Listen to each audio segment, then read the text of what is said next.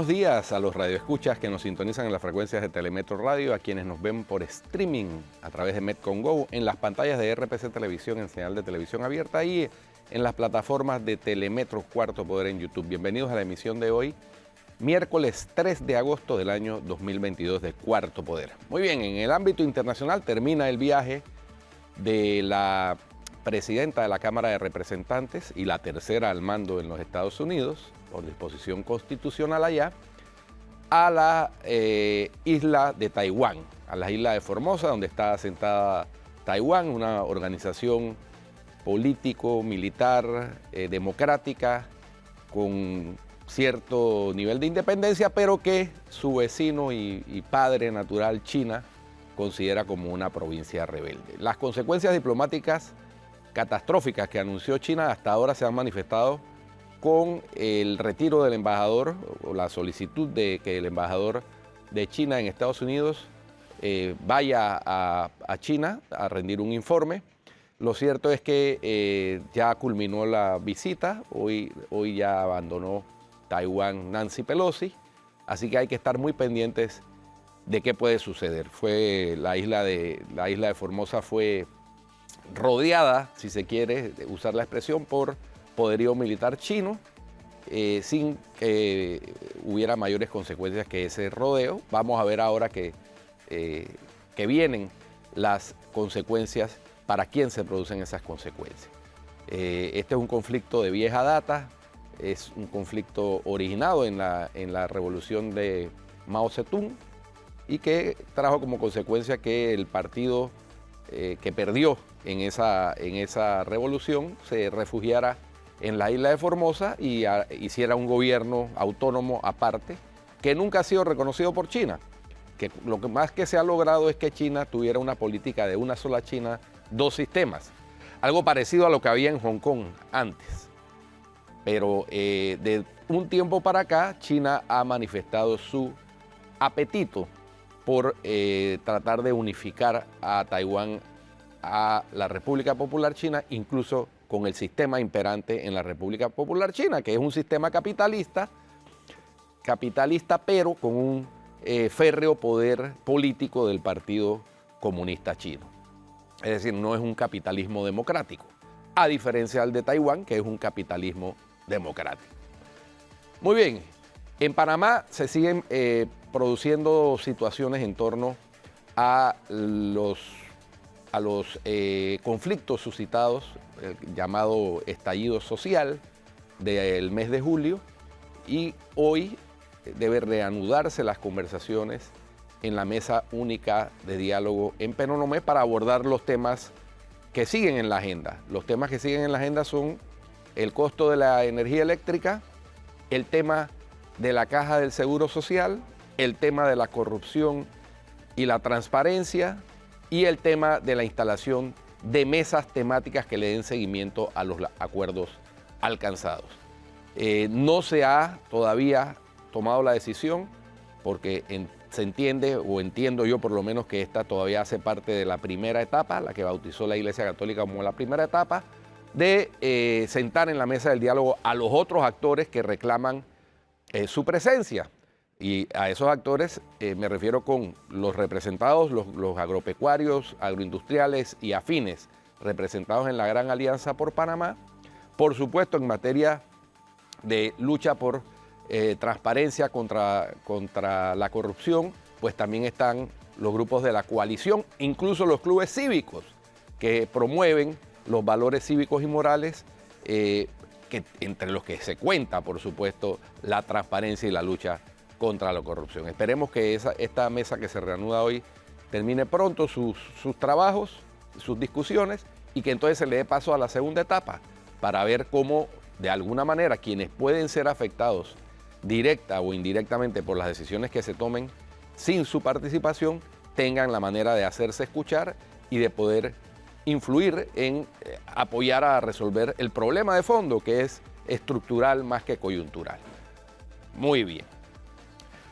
Ayer en el Consejo Municipal de Panamá se formó una discusión muy interesante. Más adelante vamos a tener como invitado al representante de Don Bosco, Willy Bermúdez, que planteó, y lo hizo de forma vehemente, su disconformidad con la aprobación que se hizo del presupuesto para el año 2023. ¿Por qué?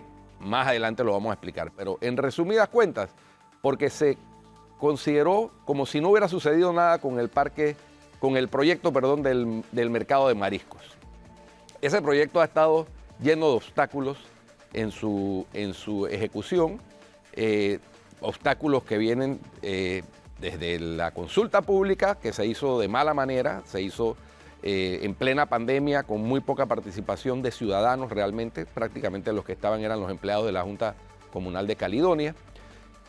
Además de eso, una demanda, como explicó aquí Julia de Santis, una demanda de ilegalidad ante la Sala Tercera de la Corte Suprema de Justicia, provocó que fuera acogida y suspendidos los efectos de la adjudicación o traspaso que le hizo el Ministerio de Economía y Finanzas al municipio de 3 globos de terreno ubicados en la cinta costera, que es donde presumiblemente se iría a construir ese mercado nuevo, de manera que no hay terrenos actualmente para construir. Entonces, pero más adelante profundizaremos a tenores con el invitado sobre este tema que es de interés, de interés del municipio de Panamá. Claro, y es válido el cuestionamiento, sobre todo ahora que estamos hablando de austeridad. O sea, tú ves que supuestamente hay austeridad, se está hablando de austeridad por todos lados, y no estamos viendo la austeridad reflejada en acciones puntuales específicamente. Ese es el punto, ¿no? Así es. Y a propósito de autoridad, no sé si tuviste oportunidad de ver el reportaje que publica hoy la prensa con un editorial durísimo. Oh, muy duro, muy duro, muy duro.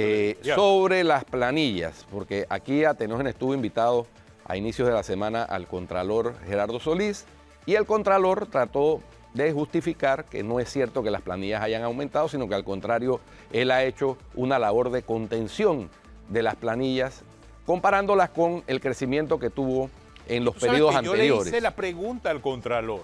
O sea, yo le hice la pregunta cuando llega el Contralor y le dije, oiga, Contralor, pero es que la información que publica la Contraloría, la información oficial, es esta. O sea, no estoy hablándole de una información que publica otra entidad distinta a la que él representa, no. La información de la Contraloría es esta, 2017 a 2021, y se reflejaba claramente el crecimiento en la planilla. El Contralor, y el argumento de él es que en su comparación compara gestiones presidenciales. O sea, compara la gestión presidencial 2009-2014, la gestión presidencial 2014-2019 y la gestión presidencial 2019-2022. Y ahí hace entonces el corte. Claro. O sea, ese es su análisis, el análisis, del Contralor. Pero la data dura y real es que la planilla ha aumentado. O sea, y eso no se puede tapar. Claro, y la trampita, por llamarlo de alguna manera, que hace o que nos trata de hacer el Contralor, es que en esos periodos se incluye el periodo electoral. Claro. ¿No? Claro. Que es donde se da el grueso del aumento de la planilla, desafortunadamente. Ese periodo todavía no ha llegado en esta gestión. Claro, entonces, la prensa es muy dura, muy pocas veces la prensa publica un editorial. Y dice, sí, no, eso es dice contado. El editorial de la prensa, el Contralor debe renunciar, y cierra diciendo, la manipulación de las cifras y el actuar cómplice y opaco solo merece una respuesta. Renuncia al cargo, señor Contralor, dice la prensa de manera directa. Muy duro. El país no se merece a quien, lejos de ser garante del correcto manejo de las finanzas públicas, se ha convertido en cómplice de patrañas y entrañable amigo de la putrefacción que corroe los cimientos de nuestra nación. Yo no recuerdo desde que se instauró la democracia un editorial de la prensa tan duro contra un funcionario. No recuerdo, tendría que revisar. Porque la prensa ha establecido en ocasiones muy delicadas el escribir un editorial en la portada y no el hoy por hoy. Exactamente. ¿No? Pero de esta dureza y contra un funcionario específico yo no recuerdo. Claro, hay que ver la respuesta ahora del Contralor durante el día y la información en cifras, porque es que la data dura, y esto es lo paradójico de la discusión. Aquí no estamos hablando de una discusión de una entidad ajena al centro del debate. Estamos hablando de la Contraloría. Estamos hablando de cifras que realmente son muy transparentes desde hace muchos años. O sea, la Contraloría cada mes emite informes. Cada 3 meses otros informes acerca no solamente de la cantidad de funcionarios en el Estado, sino también el uso del dinero que se le da, sino también acerca de las proyecciones económicas del país a través de la Oficina de Estadística y Censo de la Contraloría. Es un referente económico nacional e internacional, porque todas, y por esa razón es que tiene mucha credibilidad y por esa razón es tan transparente, porque son las agencias internacionales incluso de riesgo que se fijan en esa data de la Contraloría para armar informes de entorno económico del país. O sea, no estamos hablando de cualquier entidad. Entonces, hay la contraposición de data dura de la propia entidad a la que representa el Contralor, la que está aquí en el medio de la discusión. Es por eso que este debate resulta tan interesante en este momento. Muy interesante. Ahora, si uno lee el reportaje, ahí está la tabla del aumento del número de funcionarios que se ha dado mes a mes durante este año, ¿no? Durante los primeros... No, los primeros 4 meses de este año. Y esa misma estadística Entonces, le hice referencia en la entrevista al Contralor, y él entonces me hace la comparación en función de periodos presidenciales. Sí, sí. Y ahí es donde viene el punto de debate y discusión. Hoy también hubo un debate interesante porque la página digital Infórmate, Guido, habló también de planillas y habló específicamente de la planilla de la Asamblea donde se encuentra contratada la esposa del defensor del pueblo. Hasta allí era una parte de la historia, esto lo sacamos muy temprano en el noticiero, pero hablamos después con el propio defensor del pueblo que confirma la versión de la página de Infórmate, en donde se da a conocer, ojo, se da a conocer la noticia. Según el propio defensor del pueblo, era conocido. Y ahí sí hay coincidencia en cuanto a los tiempos, porque la página de Infórmate da cuenta que la contratación de la esposa del defensor del pueblo se da en el año 2019, es decir, antes que el defensor del pueblo fuera escogido en ese cargo por la propia Asamblea de Diputados. Y ahí vamos a escuchar lo que decía el periodista Félix Tijerino de la página Infórmate. Hace poco estuvimos revisando la estructura permanente en la planilla de la Asamblea Nacional de Diputados y quedamos mareados de tanta gente. Oficiales de protocolos en $2.000, secretarias entre $3.000 y $5.000, mensajeros en $1.300, asistentes en $1.800, choferes con el triple de salario de un doctor o maestro. En fin, nada que ustedes no sepan. En esa lista nos saltó a la vista el nombre Carolina Torres, que labora como asesora número 2 en la Secretaría Técnica de Presupuesto de la comisión cuyo presidente es el dueño de Bocas del Toro. Carolina Torres se llama la esposa del defensor del pueblo, Eduardo Leblanc González. Ella entró a trabajar el 2 de julio del 2019, exactamente un día después que llegara este gobierno al poder. Leblanc fue electo como defensor del pueblo en el 2020 y ratificado en el 2021 hasta el 2026. Una rápida revisión en su cédula nos llevó a sociedades donde ella es suscriptora igual que él. Solo ayer esa misma asamblea aprobaba en tercer debate la ley de conflicto de intereses, del que hablaremos en la siguiente publicación. Soy Félix Tijerino y esto es Infórmate Panamá. Es que esto se da un día después de la discusión de la ley de conflicto de intereses. Sí. Y también en medio de la aparición nuevamente de las planillas de la Asamblea, porque es que por un tiempo se eliminaron de la página de la Contraloría. Reaparecieron, están actualizadas hasta junio del año 2021, pero nuevamente están circulando. Como son tantas páginas, Guido, o sea, imagínate, hay que buscar nombre por nombre. Hay mucha gente que está buscando quiénes son los nombrados en las planillas de la Asamblea. Y apareció también el caso de la diputada suplente Guadalupe. Bueno, y parece que hay 40 diputados suplentes en la misma situación. Entonces, ahí hay un tema, Atenógenes, yo estuve estudiando y analizando el caso, porque hay un fallo de la Corte Suprema de Justicia del año 2017, que determina básicamente que los diputados suplentes no pueden cobrar ningún emolumento salvo cuando ejerzan el cargo de principal. Ajá. Y que en ese caso pasan a recibir los mismos emolumentos que el diputado principal. ¿Qué ocurre? Pero por el día que se habilite. Sí, por los días que estén habilitados, ya sea en el pleno o en comisiones. ¿Qué ocurre? En la práctica, esos diputados suplentes participan en comisiones al mismo tiempo que está el principal ejerciendo el cargo de principal en el pleno. Entonces ahí hay un desorden, porque lo que pudiera hacer un diputado suplente, porque puede estar contratado, efectivamente, lo que no puede es cobrar al mismo tiempo que cobra como diputado suplente, cobrar Exacto. lo que cobra como contratado. Exacto. ¿no? Entonces tendrían que pedir licencia ¿Tú crees que se pide licencia y que voy para la comisión, pido una licencia? Yo le pregunté, eso es imposible de manejar. Porque esta mañana tuve a la diputada Walkiria Chandler, suplente del diputado Gabriel Silva. Le pregunté eso mismo porque la Constitución prohíbe el doble salario. Sí. Y yo le pregunté directamente, cuando usted es habilitada, ¿cobra o no cobra? Ella me dijo en cámara, y le creo pues, porque ese es su punto de vista, que ella no cobra. No cobra cuando la habilitan, solamente cobra en la otra función. ¿Pero por qué cobra en la otra función? Y también aclaramos esto. Antes de 2017 a los diputados suplentes sí tenían un salario. Les daban, bueno, esa fue la demanda, claro. Porque les daban una asignación que era en dieta y combustible, que equivalía a $2.000. Eso, 2.000 por fallo de la Corte, se tumbó. ¿Qué pasó? La mayoría de los diputados suplentes pasaron a ser parte de planillas transitorias de sus diputados principales, la mayoría. Pero hubo excepciones, entre ellas la del caso de la diputada Walkiria Chandler, que por lo que yo interpreto, porque ella misma no me pudo responder, ella no está en una planilla transitoria. No, ella está en la permanente. Ella está en una planilla permanente. De hecho, aparece en la página web. Ella aparece. Mira, ella aparece. Posición 1808. Ella aparece como asignada a la presidencia. A la presidencia de la Asamblea. O sea, de como asesor 2, pero, con $2.000 balboas de emolumento. Pero también hay una realidad. La diputada Walkiria Chandler es una diputada muy combativa. Combativa inclusive con la actual presidencia de la Asamblea.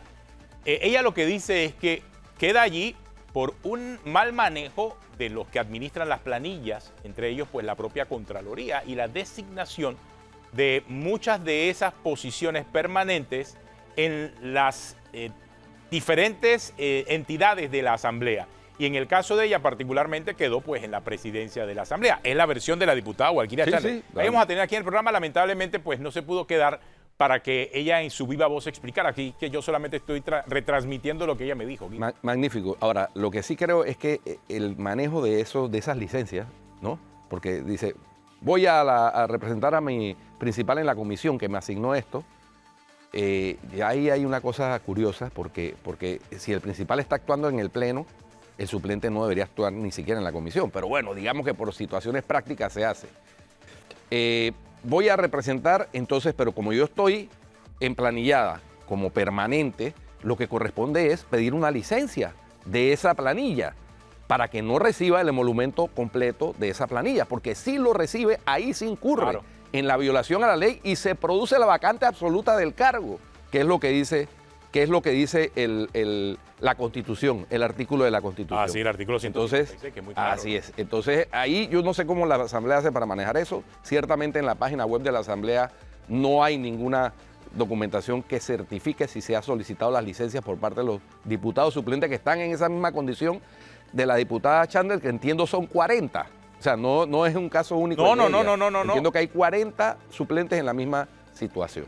Exactamente. Y yo creo que, bueno, sí, el tema del pago al diputado suplente es un hecho. Eso debe transparentarse. Y si ya la Corte decidió que no puede darse el pago al diputado suplente, solamente las veces que se le habilite, ojo, eso es lo que debiese cumplirse. Y creo que ahí hay un ruido muy grande para muchos diputados suplentes. Esa es la realidad. Esa es la realidad. Y hablando de diputados, también ayer en la Asamblea vimos a al diputado, un diputado del Partido Panameñista específicamente, quien estaba presentando, creo que se llama Dionisio, me parece Dionisio González, creo que es el nombre. Mira lo que presentó el diputado en la Asamblea y que tiene que ver específicamente con la inmunidad para el voto del diputado. Esto se presenta, siendo diputado del Partido Panameñista, se presenta en momentos en que han sido ya expulsados del Partido Cambio Democrático 15 diputados por la forma en que votaron en la Asamblea. Entonces, la propuesta que aparece por parte del diputado tiene que ver específicamente con esa inmunidad del voto legislativo. Vamos a escuchar lo que dice. Por opiniones y votos, los miembros de la Asamblea Nacional no son legalmente responsables por las opiniones y votos que emitan en el ejercicio de su cargo y merecen consideración y respeto por parte de las autoridades. Esta ley comenzará a regir a partir al día siguiente de su promulgación. Y miren, respetados colegas, diputados y diputadas, estoy adicionando con este anteproyecto de ley estoy complementando este artículo. La norma ya existe desde 1984. Solamente hay que complementarla, hay que adicionarle la palabra votos. Y esa es la adición o modificación contenida en este anteproyecto. Irresponsabilidad jurídica por opiniones y votos. Los miembros de la Asamblea Nacional no son legalmente... Diputado Bernardino González, que habla poco en la Asamblea, por cierto. Sí. Y habla poco, pero se mete en este tema tan profundo. Es que el voto debe ser inmune. El voto de los diputados debe... No debe causar responsabilidad. Pero espérate, pero es que el diputado, entonces, ¿cómo ejerce la disciplina de su partido? Porque recordemos que la curul en la Asamblea es del partido. No, y, sí, y ponte que haya una situación, sí. Vamos a poner un ejemplo hipotético. Hay una situación de un proyecto de ley que contraría claramente la ideología, los estatutos de un partido, no digamos la elección del presidente, porque ahí también hay un voto, digamos para un proyecto de ley, y un diputado decide que él no va a seguir los lineamientos ni ideológicos ni del estatuto de su partido y va a apoyar ese proyecto de ley. Por eso, entonces, si le das inmunidad en el voto, el partido ¿cómo acciona?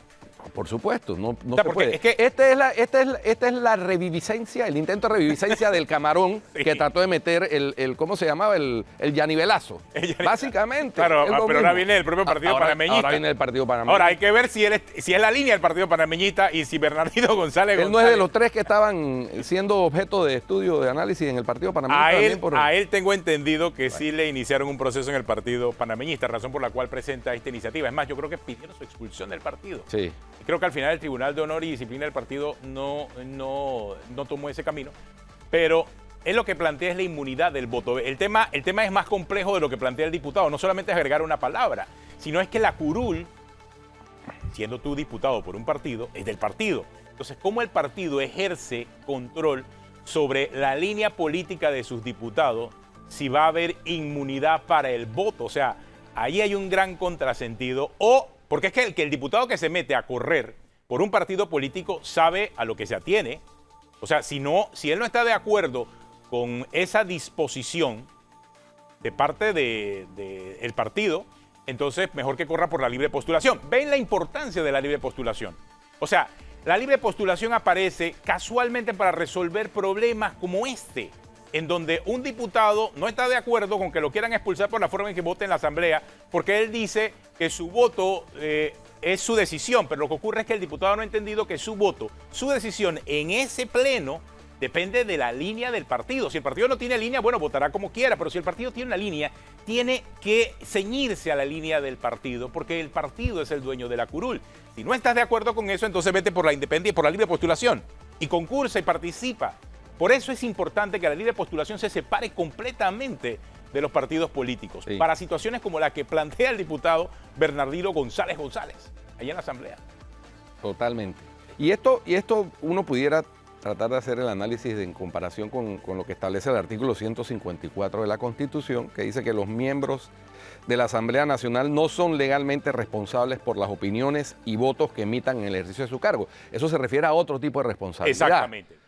Por ejemplo, si se aprueba una ley y esa ley termina perjudicando a alguien o a un grupo de empresas o algo, que esos diputados que aprobaron esa ley no puedan ser demandados por los perjuicios ocasionados por esa ley. Eso se refiere a un tema penal y civil. Y civil, ese tipo de cosas. Claro. Pero no una responsabilidad política que siempre existe cuando tú eres miembro de un partido político. La responsabilidad política siempre está presente. Entonces, hay que entender ahí la posición ahora del partido político que representa el diputado Bernardino González, porque obviamente, yo no sé si estará alineado con el partido panameñista o no. La pregunta que queda. Pero tenemos una pausa y regresamos porque vamos a hablar con el representante de Don Bosco, Guillermo Bermúdez, acerca del presupuesto del municipio de Panamá. ¿En qué quedó el asunto del mercado de mariscos? Parece que ahí no hay austeridad. Es la pregunta que tenemos. Después de la pausa, la respuesta.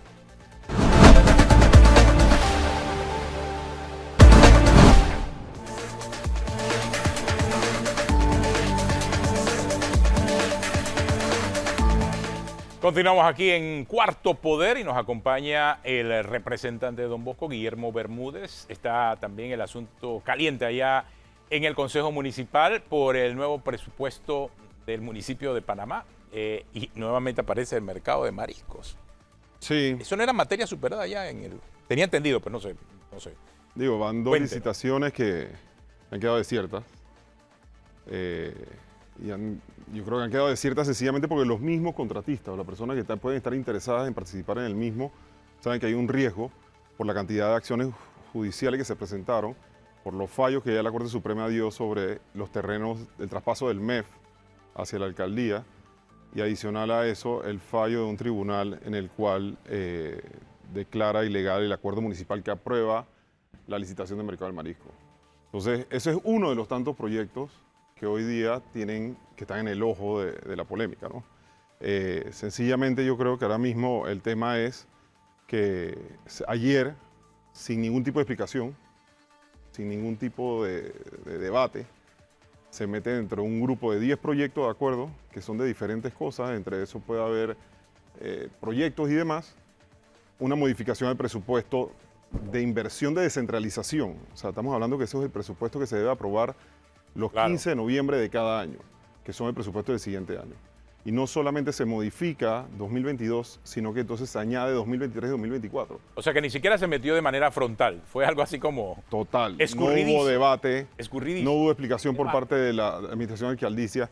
Y lo más preocupante de todo esto es que la semana pasada y antepasada, el presidente Ramosito Ashby del Consejo Municipal había llamado a Comisión de Hacienda. La semana antepasada había ido el tesorero solamente y la semana pasada no asistió ningún funcionario de la administración alcaldicia, porque exactamente queríamos saber qué es lo que estaba pasando con el presupuesto, la ejecución de la alcaldía, saber cómo estaba el tema de funcionamiento, de nombramiento, de ejecución, de descentralización de inversión, y lo que nos aparece este martes, el alcalde, después que el jueves no asiste nadie de la administración alcaldicia y nos deja literalmente a todos sin asistir ellos, y fue todos los representantes de la Comisión de Hacienda, sin nadie de la administración alcaldicia, aparecen este martes con un proyecto de acuerdo para modificar no solamente el 2022, sino ya metieron presupuesto 2023 y 2024. Wow. Explíquenos, Sin explicación. explíquenos representante Willy Bermúdez, cómo es el procedimiento usual, normal, establecido en el reglamento del funcionamiento del Consejo para la aprobación del presupuesto. O sea, todos los años, la alcaldicia, la administración alcaldicia tiene que armar el presupuesto de rentas y gastos del municipio de Panamá. Ese fue el que el año pasado, la polémica de los 330 millones de dólares que había presentado la administración alcaldicia, que 170 millones eran de la recaudación del municipio y los otros 160 eran de descentralización. Eso se debe presentar el 15 de noviembre y eso va a un debate. Eso lleva 3 comisiones de Hacienda, que son 3 diferentes semanas, y después eso va a debate al Consejo Municipal, donde todos los concejales participan. Eso es lo que usualmente siempre se ha hecho. Eso nunca ha pasado lo que pasó ayer. Ayer lo meten dentro de un grupo de 10 proyectos, lo votan en bloque, o sea que ni siquiera fue de que vamos a votar este proyecto, Claro. sino en bloque 10 proyectos, se aprueba o se desaprueba los 10 proyectos. Y no hubo explicación por parte del alcalde, no hubo explicación, la semana pasada no asistió nadie de la Comisión de Hacienda y acabamos de aprobar no solamente 2022 modificación, sino 2023 y 2024. Y lo más complicado de todo es que cuando la sustentación del acuerdo municipal te habla de que ellos necesitaban 13.915.000 dólares por ciertos proyectos que querían añadir. Pero aprueban 128 millones de dólares más. Así que ahora el presupuesto de 142 millones pasó a 270 millones de dólares. Wow, pero de un plumazo. En inversión. Ajá. Pero sigue siendo todavía un poco, hace mucho ruido, de que el mercado del marisco en el 2022, que ya ha quedado desierta 2 veces, que tiene que volverlo a licitar, lo deja con 17.2 millones y le añade para el 2023 25.8 millones de dólares. Entonces, ese es uno de tantos, ¿no? Porque si no vamos, podemos ver muchos otros que le añadió 3.4 el otro año, deja 4 millones. A mí lo que me preocupa es que primero no hubo debate, no hay información, y yo no sé cómo se presentan, y explíquenos usted, mi estimado representante, estas iniciativas de inversión municipal. O sea, se explica cuántos empleos va a generar, se explica los alcances, el aporte directo o indirecto en el municipio, porque si es una inversión debe estar orientada a eso, además de facilitar la obra pública, pero también orientada a eso. Yo no sé si, como usted estuvo presentando la denuncia de que no hubo debate, a mí sí me preocupa esa parte que no hubo debate en esa discusión. Todos estos proyectos deberían ir a consulta millones, ¿no? ciudadana. Tienen que ir a consulta ciudadana. Pero sumado a eso, Cuando se trata de inversiones. tiene que llevar una planificación. Claro. Totalmente de inversiones. Este es el presupuesto de inversiones y eso es lo que te pide la ley de descentralización. Y después de eso, que tú haces la consulta ciudadana, lo metes en presupuesto, va a aprobación, que en el 2022 se aprobó, que fueron los 330 millones del año pasado, que se presentaron en noviembre, que fue la polémica de final de año, que es el presupuesto más alto en la historia del municipio. Yo lo que no entiendo, de verdad, es la desconexión del alcalde sobre lo que está pasando en el país. Y viendo eso, él trae ahora, por algún tipo de temor o algo, que no quiere presentarlo en noviembre cuando le corresponde, y presenta entonces este proyecto de acuerdo, no solamente sin explicarlo, sino metiéndolo en bloque para que no haya ni siquiera debate y se aprobara. Y se aprobó, con 19 votos a favor, 2 en contra. Escuché al alcalde decir que es que la ley de descentralización le permite hacer esas provisiones, digámoslo así, para el futuro, para proyectos que no se hayan podido ejecutar Claro. en la presente vigencia fiscal. ¿Cuándo lo haces? Cuando presentas el presupuesto en el noviembre. Él lo debió haber hecho no en el 2022, él lo debió haber hecho en el 2020, cuando le correspondió la primera vez. Y no lo hizo. Y ahora va a venir a hacerlo. No lo hace ni siquiera en el 2022 cuando le corresponde para presentar 2023, sino que ahora lo hace a mediado de periodo, en un momento que ni siquiera se estaba debatiendo el presupuesto, que se ya cita Comisión de Hacienda para que participe el tesorero, para que participe la administración alcaldicia y explique cómo va la finanza del municipio. Y lo que nos encontramos nuevamente es ayer martes, de la nada, un proyecto de acuerdo en conjunto con 10 más que se presentan en bloque. Totalmente... Me llama la atención que fue un camarón municipal por el mercado de mariscos. ¿Se dieron cuenta de eso, no? Sí, sí, sí. O sea, esto es o sea, así como hablamos camarones legislativos, no, esto es un camarón. Camarón por el mercado de mariscos. Es un camarón municipal por el mercado de mariscos. Increíble, ¿no? Por el mercado hay muchas otras cosas Sí, más, ¿no? por eso te digo. O sea, Wow. aquí hay muchas cosas que te Oiga. dejan pensando de qué es lo que está pasando. O sea, al final del camino, estos son cosas que de verdad... Don la Guillermo, falta de transparencia. Don Guillermo, me llama la atención algo que usted plantea desde el inicio, y es que desconocen los concejales cómo va la ejecución presupuestaria de un presupuesto el más alto en la historia, desconocen cómo están las finanzas del municipio, desconocen cómo anda la planilla del municipio, porque a ciudadanos que fueron a solicitar la planilla le dijeron que tenían que pagar 4,000 y tantos dólares para entregarla, cuando eso se puede entregar en un Lo poco que USB. se sabe y que nosotros exigimos todos los martes que nos entreguen a nosotros el informe de gasto e ingreso del municipio de recaudación para saber cómo va la recaudación del municipio, y por eso es tan importante las comisiones de Hacienda, es que de 3.800 colaboradores que había en el municipio de Panamá en el 2019, en junio, hoy a junio de 2022 tenemos 4.900. O sea, hay un incremento de 1.100 colaboradores en el municipio de Panamá. O sea, tenemos 4.900. Entonces, vemos hoy, lo otro que sabemos, la recaudación del 2022 es mayor a la del 2019, un año previo a pandemia. Y todavía siendo mayor, el alcalde no ha podido pagarles a las juntas comunales la partida de inversión para que las juntas comunales puedan invertir en sus corregimientos. ¿Y cuál es la excusa de él o cuál es la razón que él da? Que sencillamente no tiene presupuesto. En este momento el flujo efectivo que maneja la alcaldía no da. Con todo y que tiene una mayor recaudación de 2019, significa que tiene mayor cantidad de gasto de funcionamiento. ¿Y dónde está el funcionamiento? En las planillas. Entonces yo creo que hay una desconexión sobre lo que está reclamando la ciudadanía hoy. La austeridad, la transparencia, el no querer entregar las planillas, no es no saber cuántos colaboradores hay, sino quiénes son los colaboradores que están. Entonces esas son las cosas que... ¿Quiénes, cuánto ganan y qué hacen? Esas son las cosas que la ciudadanía está exigiendo hoy. Entonces, esa es la falta de conexión del alcalde con la situación de lo que está pasando en la ciudad y en el país. Y es una lástima, porque yo quisiera que se ejecutara toda esa plata, porque yo creo que ahora mismo lo que necesitamos es dinamizar la economía. Hay un problema de falta de empleomanía, hay un problema que falta generar riqueza y empleo y que la gente pueda generar ingresos. Entonces, esa es la parte que yo siento que hay una desconexión por parte del alcalde en ese tema. Y todavía seguir con ese proyecto faraónico, que lo que es el mercado del marisco, cuando necesitamos muchos otros mercados.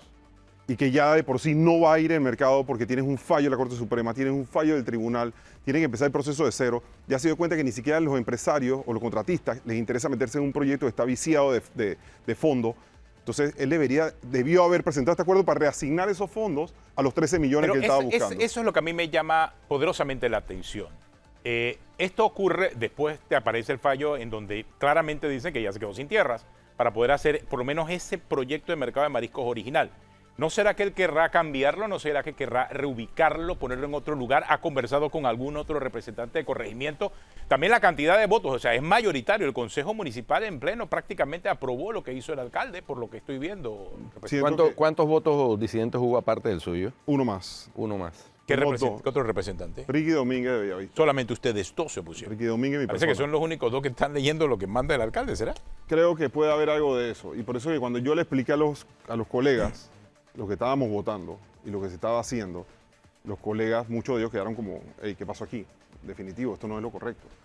Y aprobamos algo que se iba a aprobar en noviembre, que lleva un debate y que se pregunta y que se explica, pero no hay explicación, nuevamente. Aquí hubiera sido bueno que el alcalde nos dijera por qué mantiene los 16 millones del mercado del marisco, por qué agrega 25 millones de dólares más, o sea, por qué hay proyectos que no han arrancado, por qué la ejecución presupuestaria del 2022 está por debajo del 50% en inversión. Y te digo algo, Atenógenes y Guido, va a quedarle al próximo alcalde, le va a quedar plata en banco. Y no va a ser porque realmente el alcalde quiso dejársela, sino sencillamente porque no hubo capacidad de ejecución. Y al final la administración entrante va a tener, pero la ciudad demanda hoy día. Ojalá hubiera sido bueno ver en este acuerdo municipal que el alcalde hubiera dicho, ¿sabes qué? Chuzo, el problema de la basura en la ciudad capital es un problema grave. La ley de descentralización me permite manejar este tema. Vamos a contratar por 6 meses o lo que falta del año camiones de basura para resolver el problema de la basura hoy en día. Ahí está todo el detalle de la discusión. Lo están haciendo los representantes. Claro, no, por supuesto que el alcalde Bermúdez pudiera hacerlo también. El caso del representante Bermúdez, él lo está haciendo en su corregimiento. Sí, o sea, pero miren el detalle, una cosa es meter el camarón para el mercado de marisco y otra cosa es explicar, ok, a lo mejor es un camarón, pero explique por lo menos qué quiere hacer con ese camarón, cómo se lo va a comer al ajillo, cómo se lo va a comer, o sea, de qué forma va a comerse el camarón. Y eso es lo que no existe ahora mismo, no existe esa comunicación, ni existe tampoco lo que la ley ordena, que es una audiencia pública para determinar el uso de esos fondos. Oiga, representante, ese es el cuestionamiento. Representante, ahora que usted dijo lo del que el próximo alcalde va a tener caja en banco, ¿a usted no le interesaría ser alcalde de la ciudad de Panamá?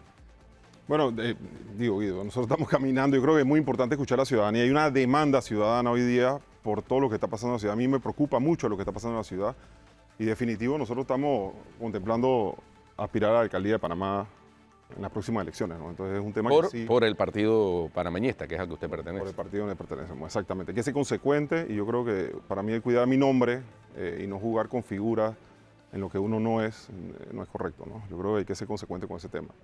Y hay cambios importantes que hacer en el municipio, por lo que estamos viendo. Hay muchos cambios que hacer y yo creo que al final el camino de la ciudad va para más y lo que tenemos que trabajar, hay mucho tema de turismo, tema de sostenibilidad, o sea, hay muchas cosas de urbanismo que hay que mejorar en la ciudad. Y hoy día, lastimosamente, lo que tenemos es una desconexión del alcalde sobre lo que quiere la ciudadanía. Y no es lo que quiera un candidato, es lo que al final el camino de la ciudadanía te diga. Por eso nosotros tenemos que seguir escuchando. Ahora, pero usted es consecuente en sus posiciones, porque lo hemos visto en este planteamiento, no ahora como quizás una iniciativa política, sino que es político todo lo que hacen los representantes, porque los representantes llegan allí representando un partido político. Pero ha sido consecuente a lo largo de toda esta administración en cuestionamientos muy duros al alcalde. Eso también es real.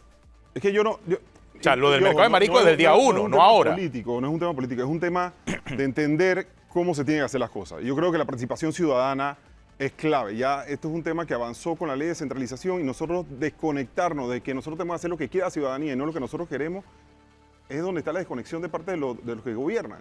Y eso es lo que yo he hablado con varios. Parecía que la gente cuando se sienta en ese puesto se desconecta de que tú fuiste electo para poder ejercer una función a beneficio de la ciudadanía y no a lo que tú quieras o a tus caprichos. Y ahí es donde yo siento que está desconectado. ¿Por qué nosotros recogemos la basura? Porque nos dimos cuenta que el principal problema del corregimiento de Don Bosco y de la ciudad es el tema de basura. Hoy tú tienes turistas caminando y chocándose con una bolsa de basura porque no está recolectando. La autoridad de aseo, que es la responsable directa, no lo está haciendo. Pero nosotros viendo que había un problema que había que solucionar, nosotros salimos y lo solucionamos y empezamos a darle una solución a nuestro corregimiento.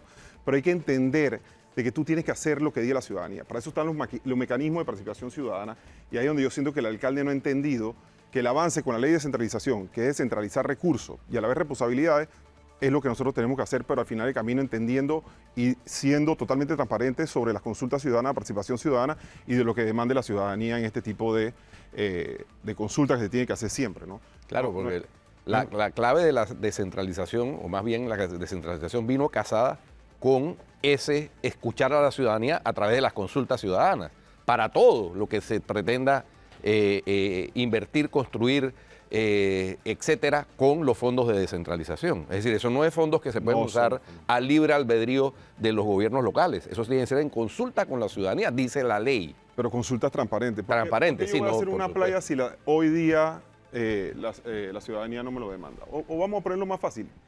El BID y el Banco Mundial hicieron un estudio en el 2018 y te dice cómo debe ser desarrollada la ciudad de Panamá hasta el 2030. Ahí hablaba de una intervención de espacio público frente al mar. Pero tú tienes que llevar eso a una consulta ciudadana, presentárselo a la ciudadanía. Si la ciudadanía quiere hacer una modificación o demás, se hace la modificación. Pero al final del camino, nosotros tenemos que hacer lo que diga la ciudadanía. Podemos tener consultores, podemos tener todos los estudios que hace el BID, el Banco Mundial, la CAF y demás. Pero con esos estudios nosotros nos ayuda a poder desarrollar el planteamiento de las propuestas que quiera la ciudad. Y a orientar, también a la ciudadanía, porque la ciudadanía no maneja una serie de temas y de información que sí pueden manejar quienes están al mando de los cargos en los gobiernos locales. Pero hay algo preocupante. Vamos a decir que según las consultas ciudadanas que ha hecho el alcalde, estos son los proyectos que hay que desarrollar. Pero todavía no los ejecuta. Ese es lo más preocupante. O sea, no es solamente decir, ¿sabes qué? Es que yo voy a hacer la consulta para poder saber qué quiere la ciudadanía. Hay que tener la capacidad de gestionar, de ejecutar. Y ahí es donde yo creo que también ha fallado esta administración alcaldicia, que no ha sabido cómo ejecutar. ¿Por qué razón? 3 años. ¿Por qué razón hay problemas para la ejecución? Mi opinión es que no tiene un equipo, siento que el alcalde no supo armar equipo, no supo armar un equipo realmente capacitado para esto. Creo que ha hecho cambios y el entendimiento que yo tengo sobre la información que manejo es que ha cambiado personal, recurso humano clave en contrataciones públicas, en descentralización y demás. Y al final el alcalde, yo creo que él no entendió, él no sabe exactamente cómo se debe hacer la ejecución de esto. Entonces yo creo que es un tema de capacidad también, no es solamente de ideas, no es un tema de vender lo que yo quisiera, es saber si tú eres capaz para poder ejecutar. Así como nosotros lo hemos estado haciendo en Don Bosco, así mismo debería estar haciéndolo él en la ciudad, y eso es lo que tenemos que tratar de lograr, de que él haga. Ojalá yo sería feliz que estos 270 millones lo ejecutara, pero ni siquiera ha podido ejecutar los 142 millones de 2022 y ya pidió 2023 y 2024. Yo te digo honestamente, Atenógenes, yo no veo forma alguna de que el alcalde del Mercado del Marisco lo vaya a hacer este periodo. Eso seguro no va a pasar. Y muchos de estos proyectos ni siquiera se van a poder terminar ejecutando. Y es triste porque estás comprometiendo presupuesto con toda la necesidad que hay en la ciudad.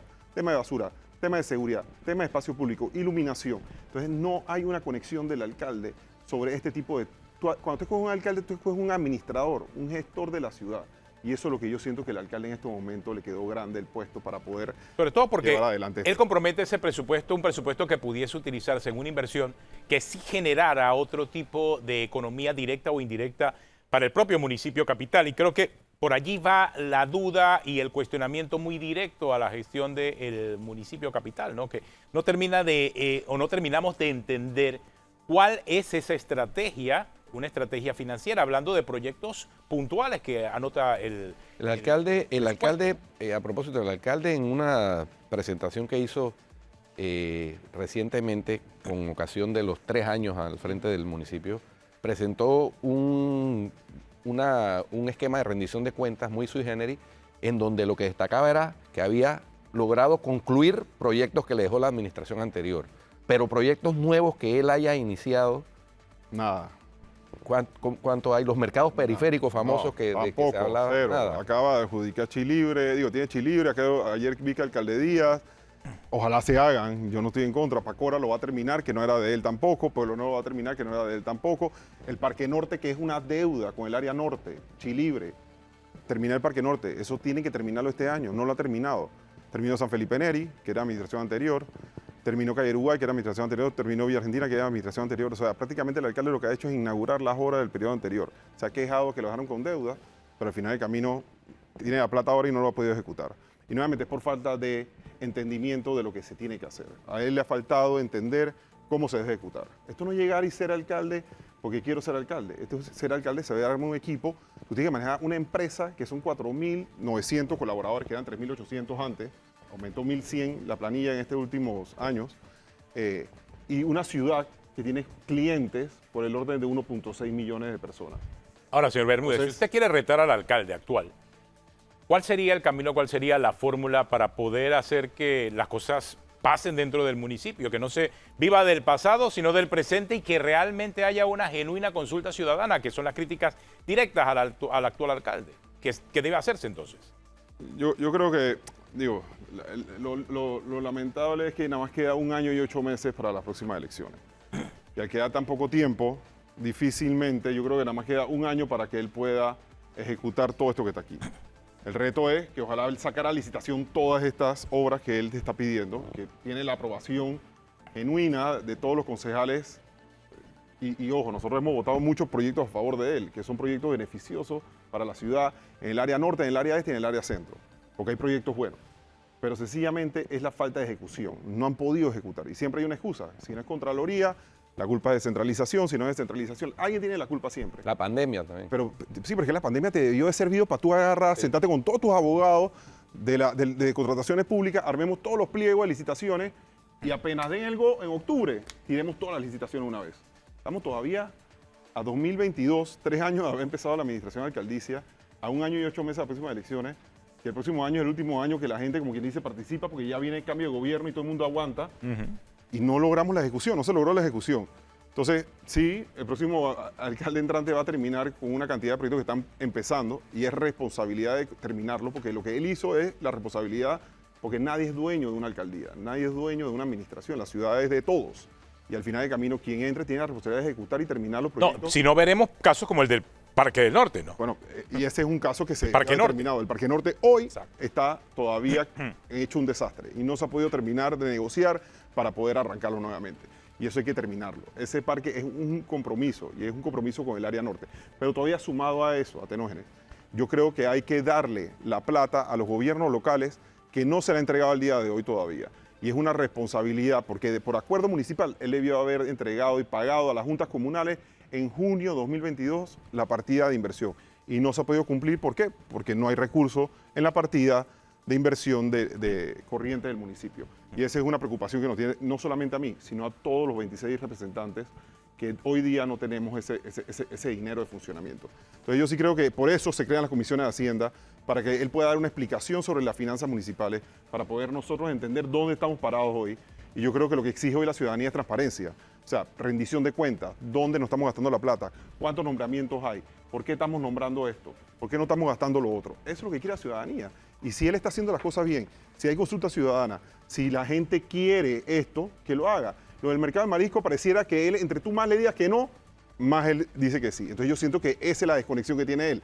Si el mercado de marisco no lo quiere, tiene mayor oposición, tiene fallo por parte de la Corte Suprema, fallo en el tribunal, ven acá, reconsideremos eso porque vas a tirar 40 millones que vas a seguir peleando contra la corriente y hagamos un nuevo consulta ciudadana para saber dónde más hacerlo. En Don Bosco quedaría genial un mercado del marisco, en Juan Díaz quedaría un mercado del marisco, en el área norte, Tocumen, en Mañanitas, 24 de diciembre, en el área este todavía faltan muchos otros lugares para hacer Alcaldía, Ernesto Córdoba, que hay que hacer mercados periféricos. Y hoy día, lastimosamente, yo siento que hay una desconexión por parte de él en torno a eso y hay un capricho con él, con el tema del mercado del marisco y lastimosamente mi augurio es que no lo va a poder ni licitar, ni adjudicar y mucho menos terminar. Bueno, aquí me están escribiendo, vamos a tener derecho a réplica, Guido.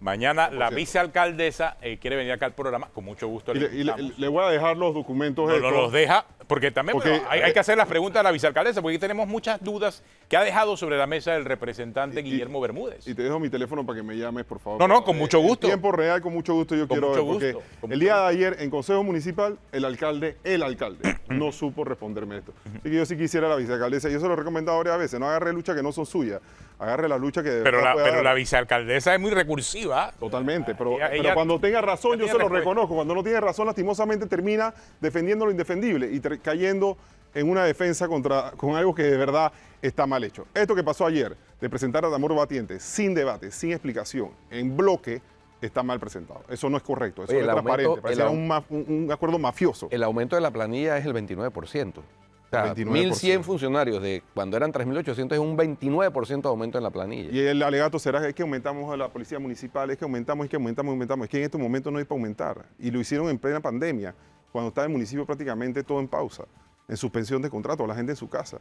Entonces esas son las cosas. Bueno, y el gran actor ausente en la pandemia fue la alcaldía de Panamá. Fueron las juntas comunales que salieron a poner... Representante, queda entonces usted con el compromiso, va a estar pendiente también, en contacto con nosotros, y también va a estar la vicealcaldesa Judy Meana, con un derecho a réplica totalmente válido. Total, 100%. La denuncia se presentó. Muchas gracias por acompañarnos. Quédese con nosotros porque tenemos una pausa y ya regresamos acá en la parte final de Cuarto Poder.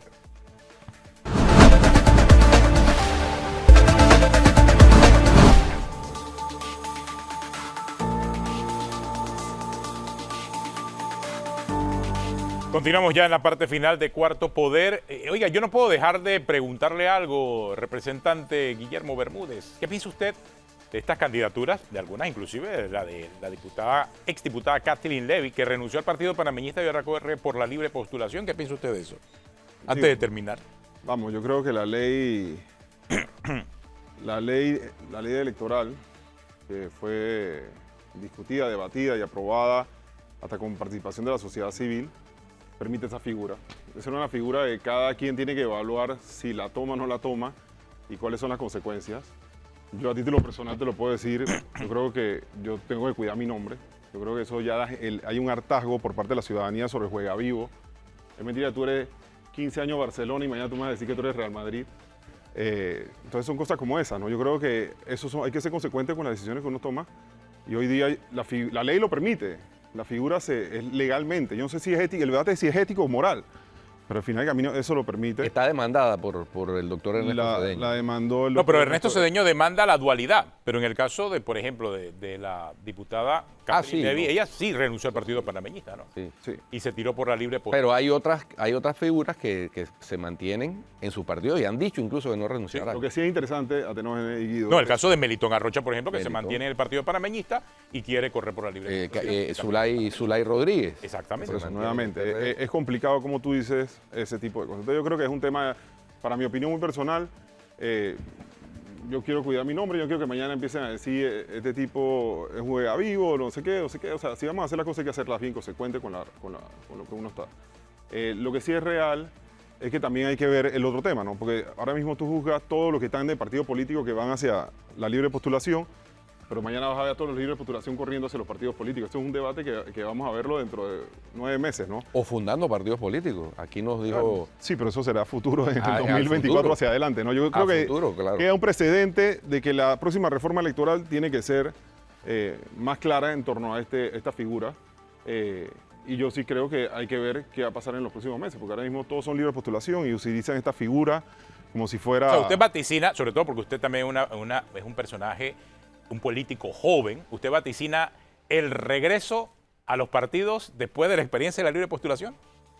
¿Usted cree que regresarán a los partidos? Los partidos políticos son parte de la democracia, ¿no?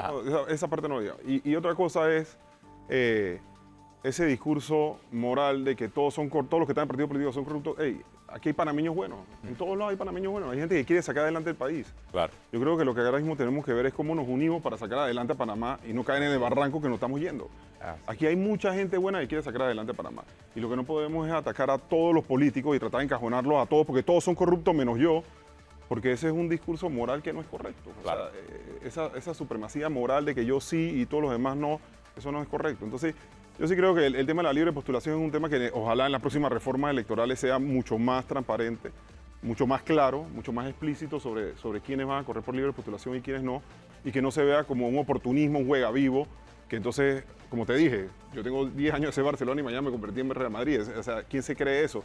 Y la población para mí está aburrida del juega vivo y que lo quieran agarrar Oiga, tonto. Gracias, Entonces, señor yo creo que Bermúdez. esa parte es importante verla, ¿no? Gracias, señor Bermúdez. Mañana entonces queda pendiente porque vamos a tener a vicealcaldesa Judy Meana y si hay algún cuestionamiento también. Yo creo que la idea del programa también es orientar y a la vez también Ojalá hubiera sido presentar. ayer esto, ¿no? Ojalá, Claro, esta claro. explicación o este debate o esta réplica hubiera sido Claro, ayer, claro. por parte del alcalde que estaba ahí presente y del tesorero también. Pero bueno, Lastimosamente, esto es Cuarto Poder. Será Listo. mañana en Cuarto Usted Poder. sigue, Gracias. Si usted sigue en Telemetro Radio y en Oye TV, siga con el brunch. Y en RPC Televisión, el alcalde que no se pierda el programa que viene. Maneja tu bolsillo. Hasta mañana. Hasta mañana.